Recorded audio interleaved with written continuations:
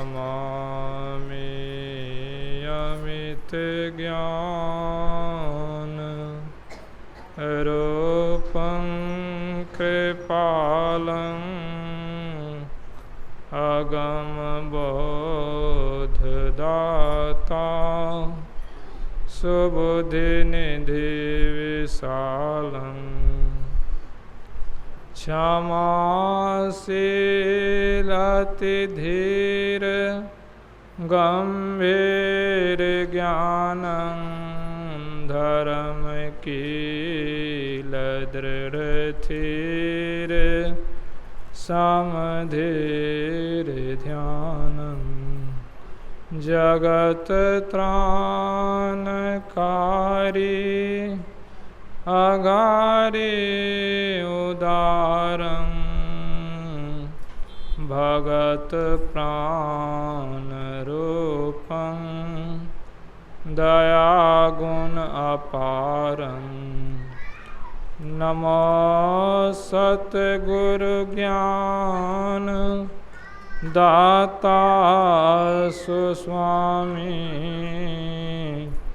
नमामि नमामि नमामि नमः। अव्यक्त रूप में अनंत श्री विभूषित गुरु महाराज के चरण कमलों में कोटि कोटि प्रणाम। मंच पर विराजमान पूज्य बाबागणों के चरणों में प्रणाम। मुद मंगल साधु समाज सत्संग प्रेमी महानुभाव माता एवं बहनों सबको मेरा प्रणाम। हम लोग अभी भक्ति के संबंध में रामचरितमानस सप्तम सोपान उत्तर कांड से पाठ श्रवण किए।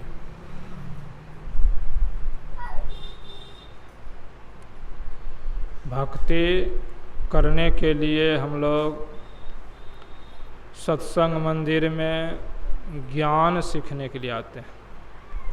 अब भक्ति को भी जानने के लिए संत महापुरुष जनाते हैं। अभी हम लोग सुने कि सब सुख का खान क्या है, वह भक्ति है। भक्ति से सब सुख मिल जाएगा। लेकिन संसार में लोग सुख कहाँ खोजते हैं? सुख खोजते हैं संसार के विषय वस्तु में, संसार में ही सुख खोजते हैं। लेकिन सुख नहीं मिलता है, सुख के बदले दुख जो है मिल जाता है। सहजोबाई कहती है कि संसार का सुख दुख जो है किस तरह से है, जैसे सरसी लोह की छिन पानी छिन आग, तैसे सुख दुख जगत के सहजो तू तजी भाग। यह संसार का सुख खोजने के लिए जाते हैं, पाने का इच्छा जो है करते हैं, जीवन प्रयत्न जो है वही काम जो है करते हैं, लेकिन सुख के बदला दुख ही मिल जाता है। क्या? तो संत महापुरुष कहते हैं कि भक्ति करने से ही सब सुख का जो है प्राप्ति हो जाता है। अभी हम लोग सुन रहे थे, जो चेतन कहाँ जर करें, जर ही करें चेतन, आस समर्थ रघुनायक ही भजहि जीव ते धन। वह जीव संसार में धन्य है जो ईश्वर परमात्मा को भजते हैं, सुमरन करते हैं, मनन करते हैं। वह जीव संसार में धन्य है। परमात्मा को भजने वाले, भक्ति करने वाले, मनन करने वाले, इन्हें गिने आदमी संसार में। क्या? परमात्मा ने इंद्रियों को बहिर्मुख बनाया है, यह बाहर में ही देखती है, बाहर के ही प्रपंच को ग्रहण करती है। इसीलिए जो है बाहर में ही खोजते हैं। इंद्रियों को जो सुख मिलता है, जो सुहाता है, उसी को हम लोग खोजते हैं।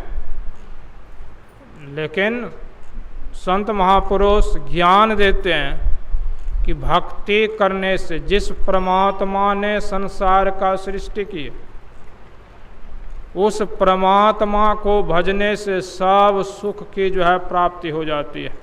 आस समर्थ रघुनायक ही भजहि जीवते धन, वह ईश्वर सर्वशक्तिमान है।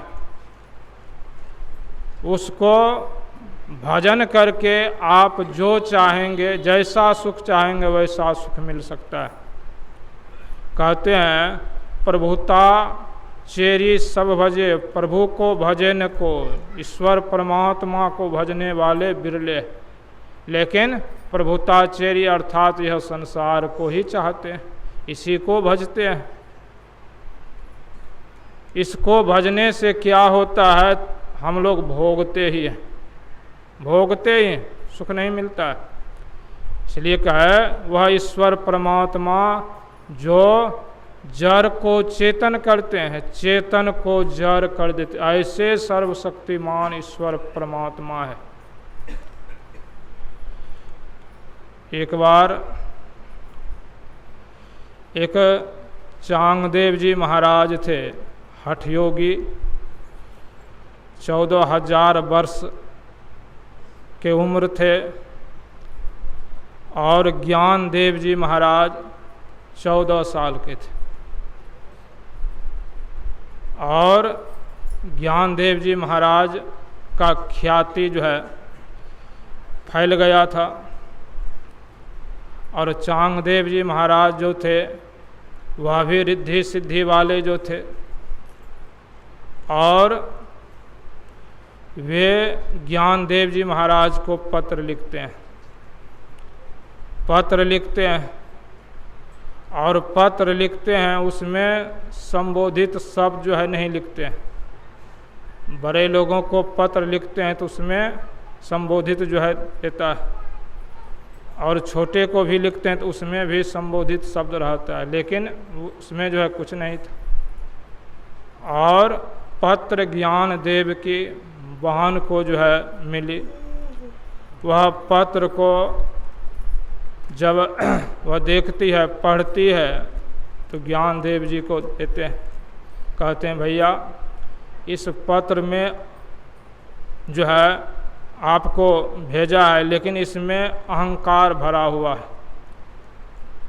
और वे आपसे मिलने के लिए आ रहे हैं, आपसे मिलने के लिए आ रहे हैं, बाघ पर सवार होकर आ रहे हैं, और विषधर सांप का चाबुक उसके हाथ में, आपसे मिलने के लिए आ रहे हैं। आप भी रिद्धि सिद्धि जो है दिखाइए ना। उस समय वे लोग चार दीवारी पर जो है बैठे हुए थे, मकान से उसका संबंध था, बच्चे थे, खेल रहे थे, और ज्ञान देव जी महाराज कहते हैं चार दीवारी से चलो, चांगदेव जी महाराज आ रहे, उसका जो है अगवानी के लिए चलो। और दीवाल जो है चलने लगा, और मकान समेत जो है चलने लगे। उधर से चांगदेव जी महाराज आ रहे थे, इधर से ज्ञान देव जी महाराज भी जो है जा रहे थे। जब गए वहाँ, चांगदेव जी महाराज देखे कि यह देख करके उसका होश उड़ गया कि हम तो इस चेतन पर चढ़ के, बाघ में जीव है, जीवात्मा है, यह चलने वाले शरीर पर बैठ करके आए तो क्या विशेषता हुआ? कोई विशेषता नहीं हुआ। और देखिए ज्ञान देव जी महाराज को जड़ दीवाल पर बैठ करके आ गए, उसके चरणों में जा करके गिर जाते हैं। कहने का तात्पर्य है ईश्वर परमात्मा को जो भक्ति कर लेते हैं उसमें भी कितना शक्ति हो जाता है,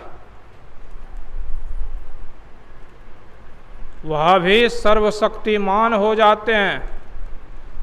ऐसे ईश्वर परमात्मा को हम लोग कितना मन से भजते हैं, जरा विचार कीजिए अपने मन में।